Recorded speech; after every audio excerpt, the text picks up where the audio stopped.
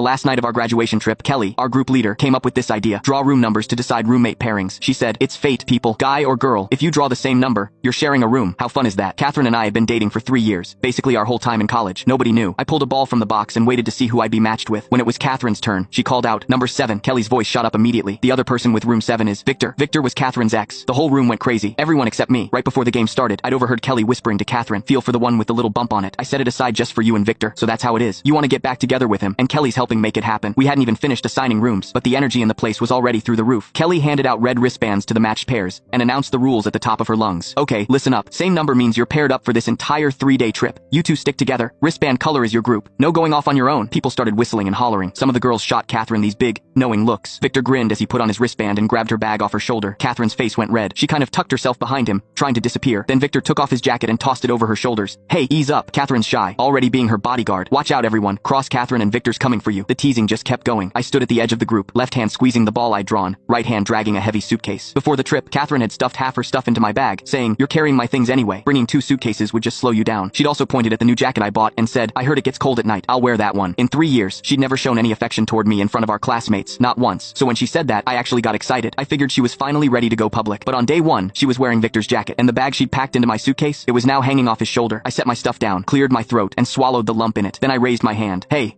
everyone looked over. Kelly was still riding high. "What's up, Owen? Victor's your roommate. You got something to say?" Victor went stiff. His smile looked a little off. Catherine glanced up at me fast, her eyes practically screaming, "Don't you dare." But she had nothing to worry about. I just held up my ball and asked, "Who else has?" "Number 3. Kelly scanned the room. A hand went up across the way. "Me." It was Maya, a girl who mostly kept to herself in class. Kelly laughed. "Oh, Maya, I know you're single. What about you, Owen? If you're both single, you can room together. If you've got a girlfriend, I can swap you with one of the guys." I cut in, keeping it simple. "I'm single." Out of the corner of my eye, I caught Catherine's eyebrows relax, then scrunch right back up. She started to turn toward Maya, but Kelly had already pulled out the orange wristbands. "Perfect. 2 single people. Maybe we've got another couple in the making." I took the wristband and nodded. "Thanks." As I picked my suitcase back up, I could feel a pair of eyes on me. I don't know what her face looked like in that moment. Probably relief. Once the rooms were sorted, we lined up to check in. Victor stepped away to call his family. Catherine hung back and only came to hand in their IDs when I was the last one at the desk. "Go find Kelly," she said, voice low, eyes straight ahead. "Tell him you don't want a room with a girl. Switch to a guy or get a single room. You're paying the difference." I kept my eyes on my phone, texting my parents to let them know I'd arrived. "Why? What do you mean why? You're not actually single. You can't share a room with a girl. Are you single?" She paused. Her voice got a little sharp. This was all part of the game. I'm just going along with the results. I kept my voice calm. "So am I." Her eyes went wide. Before she could say anything, I grabbed my room card and walked away. I'd barely taken a few steps when Kelly's voice boomed across the lobby. "Everyone meet in the screening room in 30. I've got it reserved for us. We're watching the documentary from our freshman sports festival. Throwback time." I didn't slow down. I just tightened my grip on the suitcase handle. That documentary was basically a highlight reel of Catherine chasing after Victor.